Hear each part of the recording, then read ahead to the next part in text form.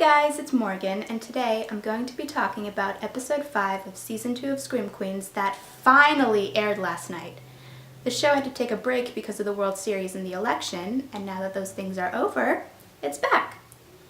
Now, if you haven't seen episode 5 of season 2 of Scream Queens and you don't want to be spoiled, stop watching the video now, go watch the episode, and then come back. Or if you don't care about being spoiled, keep watching. So here's my review of episode 5 of season 2 of Scream Queens. Dean Munch, Zayday, Chanel, and Chanel number 3 hear Chanel number 5 screaming, and then find her and Denise's body. Dean Munch tells them that if word gets out that an FBI agent was killed at the hospital, they would be shut down, so they should put Denise's body in the swamp. I felt really sorry for Chanel number 5 when everyone was focusing on Denise and not on her, while she's injured and could possibly die if they don't do anything. Chanel number 5 just can't catch a break. Dean Munch tells Zayday that Denise is still alive and shows her a chamber that she got with money that Chad left her in his will, and tells Zayday that they can put Denise's body in there and freeze it until they can find a cure. She also tells Zayday that her condition is getting worse, and she asks Zayday to help her. I really hope they're able to cure Denise. I mean, she's a great character, and Niecy Nash does a great job playing her. Dr. Brock Holt tells Chanel that the reason he was with Dean Munch was because he thought he had lost Chanel. Chanel tells him that she needs some time because of Chad, but also tells him that she doesn't think she'll need a lot of time. Which I found kind of interesting, considering how upset she was when Chad was killed. Dean Munch tells the authorities about the murders happening at the hospital. But instead of getting shut down, they get a lot more patients. If I heard about a hospital that had murders happening at it, I would go to a different hospital. But that's just me. A new patient comes to the hospital with a condition that causes her to have different accents when she talks, which surprises everyone, and I thought it was funny how the patient didn't even realize that she was talking in different accents. Chanel and Chanel number 3 are cleaning bedpans, and after a brief interruption by Nurse Ingrid Hoffel, who gives them some pretty gross assignments, Chanel tells Chanel number 3 that they have to get more Chanels to use as bait for the green meanie. Which really showed how horrible Chanel is as a person, considering that in order to keep them safe, they have to use other people to get killed. Zayday tells Dean Munch that she suspects that Chamberlain could be the baby that the woman in the flashback in the first episode of the season was pregnant with. It's then revealed that Dean Munch never hired Chamberlain, which makes Zayday suspect him even more. And when I found that out, I was suspecting Chamberlain even more too. He's one of my suspects. If you saw my suspect video, you would see that Chamberlain was on there. So during this episode, I was suspecting him more and more, until the end. Zayday finds Chanel number 5, who's an attraction device because of getting attacked in the last episode, and tells her that the two of them have to find out who the woman who was pregnant in the flashback is.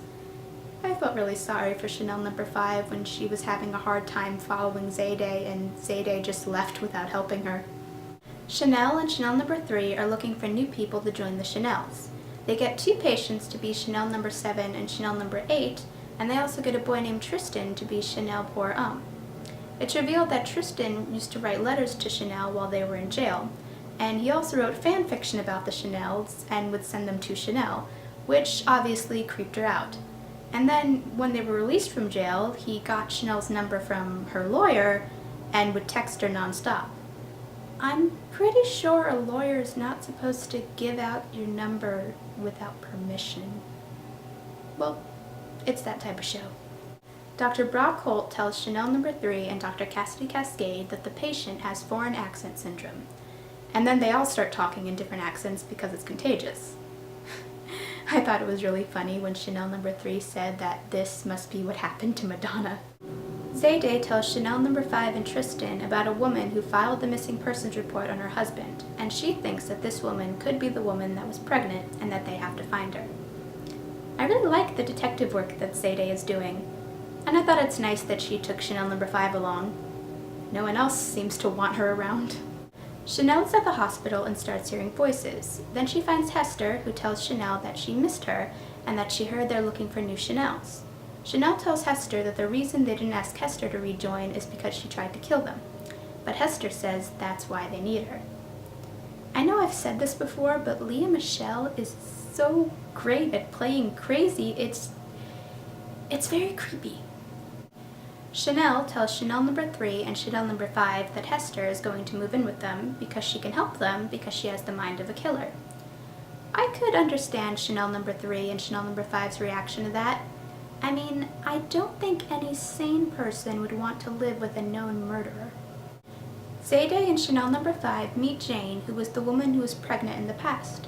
She tells them that she hasn't seen her son for a long time, and Zayday starts to lose her suspicions about Chamberlain being the baby because Jane is white. But before Chanel number 5 and Zayday leave, they see a picture of Jane with her husband, who's black, which causes Zayday to start suspecting Chamberlain again.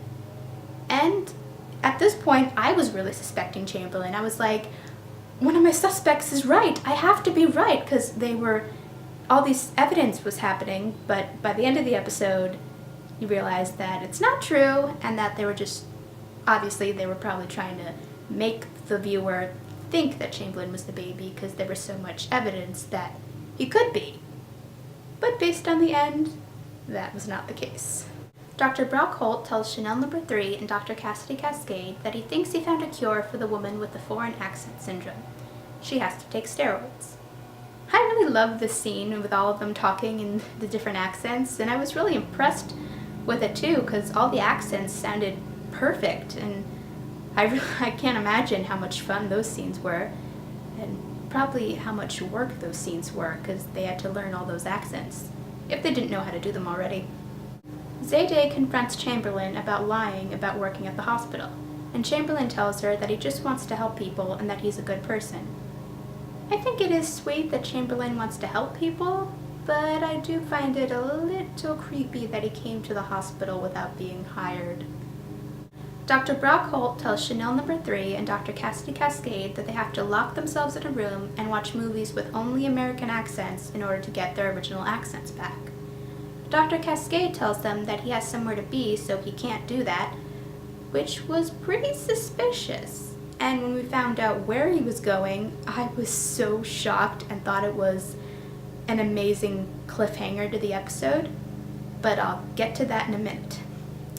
Also, after Dr. Cascade left, there was kind of a little moment between Dr. Holt and Chanel number 3, which makes me wonder if something's gonna happen between them.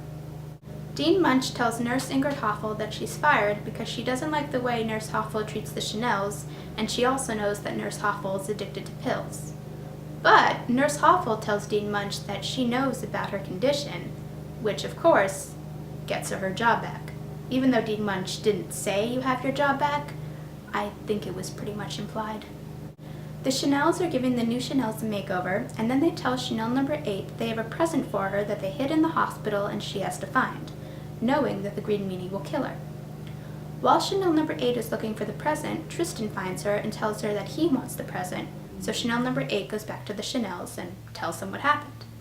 Not wanting Tristan to get killed, they run to try and save him, but of course they're too late, and they find his body, which obviously causes them to scream, and of course causes Hester to smile. I'm really surprised that they let Hester back into the Chanels. I mean, it's pretty clear she's not on their side. Dean Munch confronts the Chanels about their plan to use new Chanels as bait for the Green Meanie, and she also brings in some more girls to join the Chanels. Dean Munch also asks the Chanels where Hester is, and they tell her that they don't know. And she tells them that if she finds out they're hiding Hester, she'll have them arrested as accessories to murder. The new Chanels are walking in the hospital when they run into the Green Meanie, and unfortunately, one of them is killed. I think if it was a character we really knew, this would have some more emotional attachment, but we barely knew her, so it was sad, but not as sad as another character dying. I did find it kind of funny because this girl had 11 fingers, so that's why she was Chanel number 11. And before the Green Meanie killed her, he cut one of her fingers off, and she was like, "Oh my God, thank you so much!" And then he killed her. I have a feeling that by the end of the season, if not in the next episode, all of the new Chanels are going to be dead. The episode ends with Jane in the kitchen, and then the front door opens and it's revealed to be Dr. Cassidy Cascade. She tells him that people from the hospital stopped by, Zayday and Chanel number 5, and were asking her about her baby, which is revealed to be Dr. Cascade, and also about her baby's father.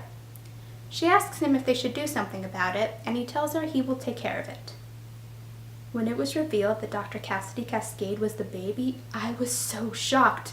I kind of suspected him to be involved somehow, but I didn't really have enough evidence, which is why I didn't include him in my suspect video. But oh my god. It also makes me wonder if, since he is the baby, if his feelings for Chanel number 3 are genuine. And I'm also looking forward to see how Chanel number 3 and everyone else are going to react to this news. So now we know that Dr. Cassidy Cascade is the baby.